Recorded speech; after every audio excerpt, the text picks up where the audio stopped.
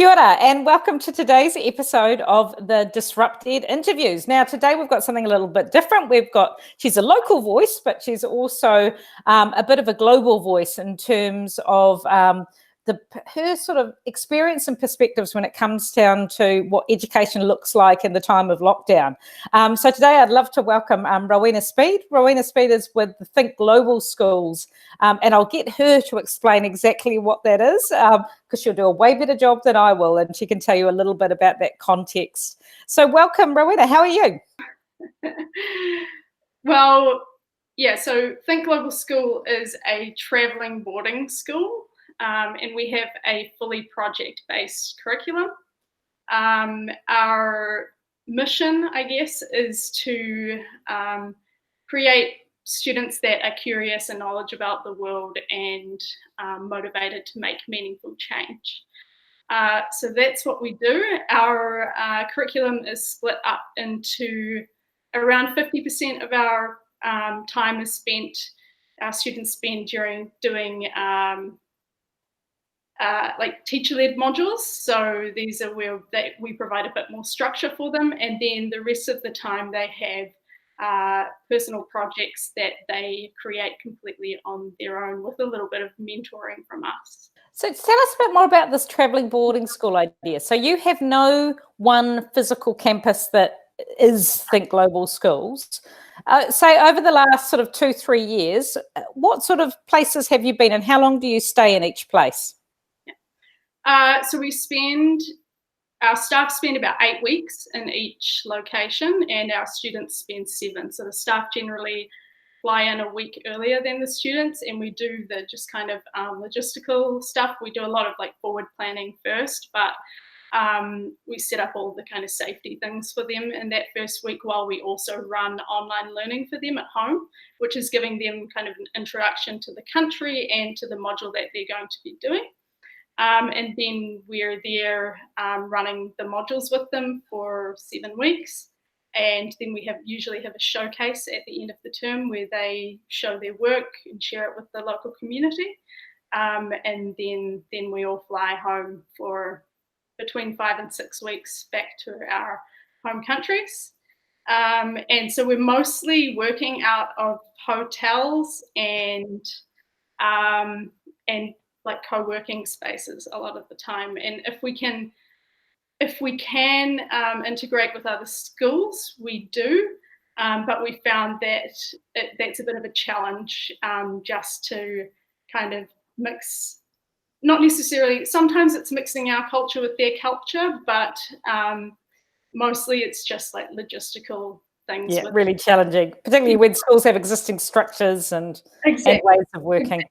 Exactly. So what countries have you, so does that mean you do 4 countries a year? Yes, we do 4 countries a year. And so where have you been over the last 12 months? The last 12 months, I have been in Costa Rica and Greece. We go to Greece usually every year because our students sit some AP exams there, or they have the option to sit AP exams there. And I've been to Australia and Chile. Awesome. Yeah. So what a sense, and where else? Bosnia. Cool. And how many students are you talking about in your group that you take with you? Because there's a couple of different cohorts, 2 or 3 different cohorts that travel to different places. Yeah, so we have 2 cohorts at the moment. We're kind of hoping for 3 so that we can, our providers in each country can have that consistency of knowing that somebody's coming in every year. But at the moment we have 2 and we have 30 students in each. Cool. So in a sense, you're in an unusual position where you're probably more prepared than most to deal with the current context that we're in, because you're not relying on the physical structures in the same way that we do in our schools. You have to be agile and you have to be ready to up sticks and move and take your learning with you wherever you go. And you obviously deliver part of the curriculum at home at the beginning of each term anyway. So what does lockdown looks like for Think Global Schools? Well, I think, like you said, yes, we definitely, it's been probably a much easier transition for us. because our students are already very self-directed in their learning, and we're kind of used to this like adapting. But I think for us, it's been a bit different because, and I guess this is for the whole Northern Hemisphere because we're on that cycle, is that it's our last term of school and our students, a lot of them are graduating, and we literally came out of 10 days hiking in Patagonia with no access to the, to anything, and walked out, and then it was like, okay, we're not going to Italy for a term Oh, so Italy was actually going to be the space you were going to. Yeah, no, not good timing. So I can see how that would have been a total challenge. And so, wow, you must have felt like you came out to a different world and a different. Absolutely, it was. I mean, you know, we knew that it was something that we needed to think about, but I don't think any of us expected it for it to happen that quickly. No. And I think it really hit our students hard because from that point they had maybe 4 days before they were going home, and they're starting to think, oh, well, this might be the last time that I see my friend that I've been so close with for the last 3 years. So from that perspective, that's a big thing that we've had to take into consideration for this term, is like, how do we support our students in kind of like grieving for an idea that they had of their future, and also how do they get closure on their experience with us at the school? Yeah, when it's not going to be a physical one, it's going to be a digital one for the most part. Wow, so that's quite a surreal thing to deal with. So in terms of your last term of school, so I take it you've got senior students. This is the last 3 years of high school that they do with you. Is that correct? Yes, it's their last 2 or 3. We take some grade 11s as well. Yeah. So what's it going to look like in terms of how you deliver teaching and learning that reflects your philosophy, but is delivered, I guess, in their homes via a digital platform? Yeah, so we've had to rethink. Obviously, we had 3 modules planned for next term, and we've had to rethink those. We've tried to, initially we thought about just allowing our students to have time to just work on personal projects, because we know that with a term that's fully online, everything just takes a little bit longer than when we're all together. So we thought about that initially, but then we also have students that have just come on this year and they're not quite there with managing their projects like effectively yet, and we wanted to just create some structure there. So we've sort of created a lighter module for them, which is based around creativity and just spending time looking at the science of creativity and how they can grow that within themselves, and using an artistic medium that they maybe have dabbled in before but haven't had time for, and now have the time to kind of do that. So can you explain a little bit about how you guys, if you're here in New Zealand, we'd talk about covering the New Zealand curriculum, and obviously that you're sitting in an international space, so you're not necessarily looking at any one country's curriculum. What does it look like to get coverage of the curriculum in your context?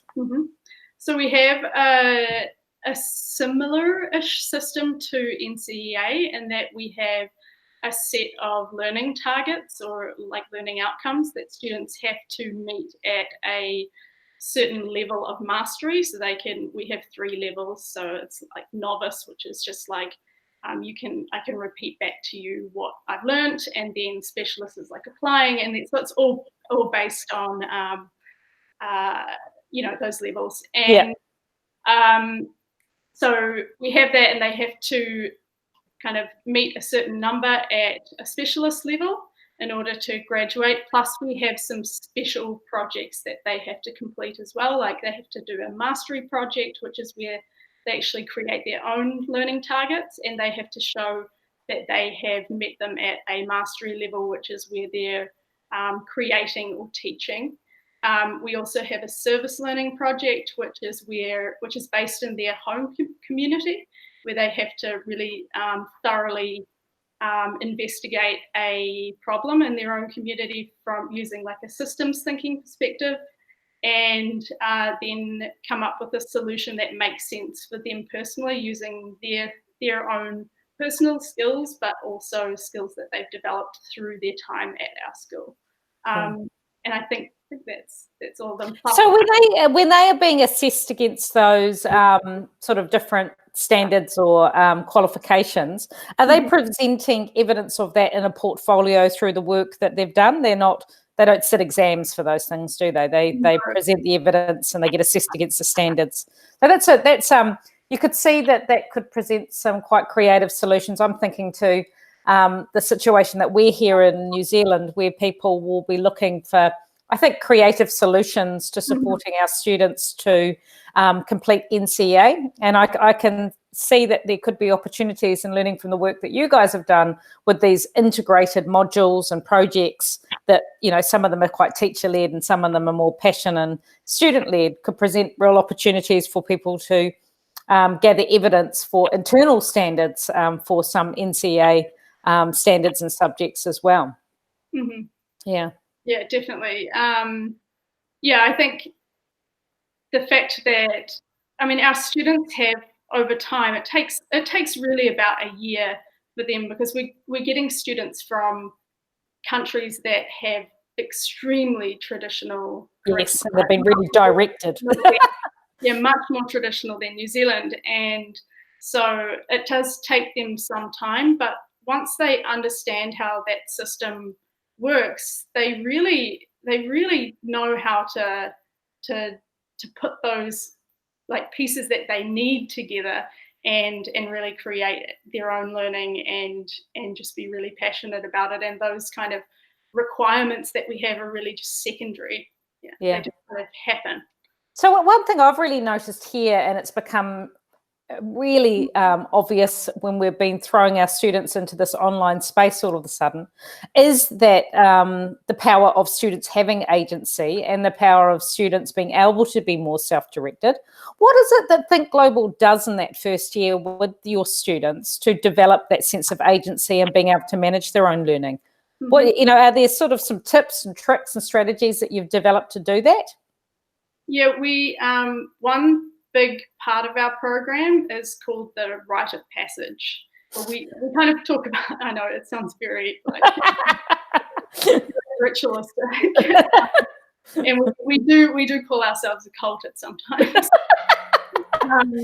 Anyway, so we have a week at the start of the year. So any new students coming in, they have this week where it's really, we spend a lot of the time just deschooling and or reschooling, and it's really just about them connecting with themselves. It's almost like an outward bound kind of experience. Where it's really a lot of self-awareness activities, a lot of challenging activities as team, really getting them to understand that there's so many multiple perspectives on everything, and that they're really in charge here, and that's okay. Yeah, so really sort of putting them into a safe but quite a pressurized environment to actually test themselves and what they're capable of. Absolutely. And how they can work with each other. Yeah, and we fully expect for them to have an experience of failure within the first week, so that because often, the students that are coming into our school a lot of them have never really experienced failure. No. So it's really important that we give them that. Yeah. So I can see that that sort of sense of connection and relationship and teamwork is a really integral part of your program. And obviously when you're physically in those spaces and doing things like, tramping through Patagonia, I can see how that would be easy to develop. What have you thought about in terms of how you foster those connections and relationships and sense of teamwork when you go into a purely remote environment? Well, for right now, it's quite easy, because actually our students are almost taking the lead with that. They've, even over our break, we had students set up a common room, like a virtual common room that they can hang out in, and then also like a virtual workspace where they can just like be there but be quiet and be working with each other. Yeah. So they're doing all of those things, but I think it becomes a lot more technical when we start to think about like what's going to happen next term, because we don't know whether we're going to be able to travel. And so how do we bring those principles from that rite of passage that we usually have into that online space? And I definitely think that it's doable. I think we can do all of the same things that we do in that environment. We just have to do it in a different way. Yeah. And the challenge, the travel thing's really interesting, because until we have a vaccine, we really don't know what that's going to look like in an international space. It's definitely, and that's another thing we have to take into consideration now with our students, is those that are, continuing with us next year. Yeah. Like there's a lot of anxiety around that for them. And so it's really very much trying to just focus on the present right now. So how many countries do your students come from? I think we've got 27 different nationalities. 27, wow. So, and you've got about 60 students all up, haven't you, across the two cohorts? That's amazing. It's really diverse and really exciting.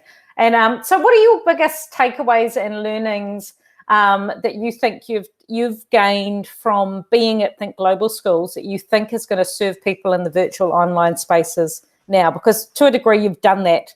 You've had an element of those online spaces. So in terms of talking to the people that, primarily New Zealand educators that are about to go back into school with a period of definitely remote teaching and learning and a period of uncertainty after that, what's some of the tips and strategies that you've learned so far? I think, honestly, the biggest one is like, it's the same things that we're trying to teach our students, and that it's okay to fail. Just try things and see how they go, and keep your students, like, your students and what they need. So just focus on that. And it doesn't, I think one of the biggest things that I've learned in my time, because we're switching between like different subject areas all of the time based on the countries that we're in, is, the students will work it out. If you put the basics there, they will work it out in time. And sometimes it's just about like giving them that little bit more time than you think. And then they just come out with stuff that's just like you never would have even thought of yourself, I'm just continually surprised with that. Well, maybe not so much anymore, but I think that's the biggest thing that I've learned. And I think it's very transferable into this. Yeah, and I absolutely agree with that. That idea of giving, like I believe that in schools as well, and that's why I love the fact that we have extended periods, and we look at even more extended periods now in terms of full day of study, is actually trust students with time and space, and in a sense focus on creating the conditions for learning and the provocations, and let the students sort of run with that to a degree, eh?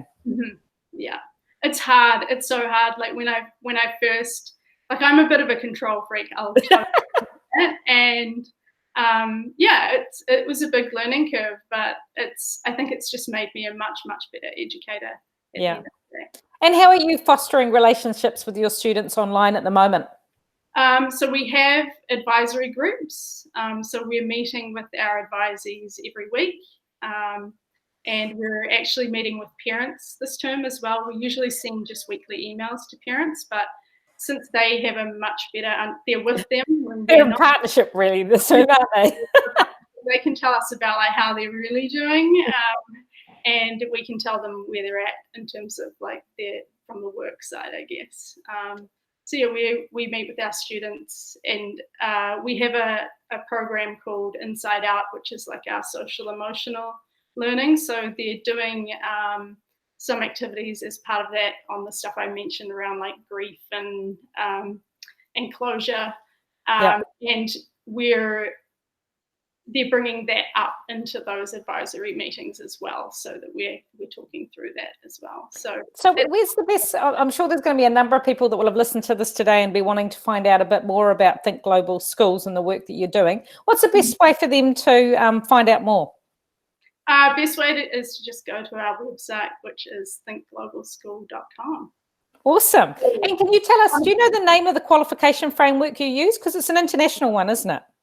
Well, it's like a Western schools one or something? Yeah, Western schools and colleges. Yeah. Is I guess it's like the American high school diploma that we do.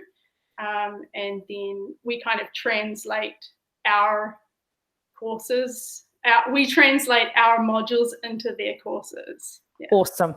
Yeah. Awesome. Thank you, Rowena. And thank you so much for joining me. We did actually sneak this interview in on the afternoon of Good Friday, but we've discovered that neither of us really know what day of the week it is, so it was all okay.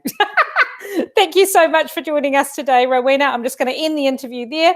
Everyone that's watching, thank you for sticking with us through to the end. And if you're interested in seeing more of the DisruptED interviews, make sure you go to YouTube, look up DisruptED TV, and make sure you subscribe to the channel, and you can get a new interview in your inbox over the coming weeks. Have a fantastic day.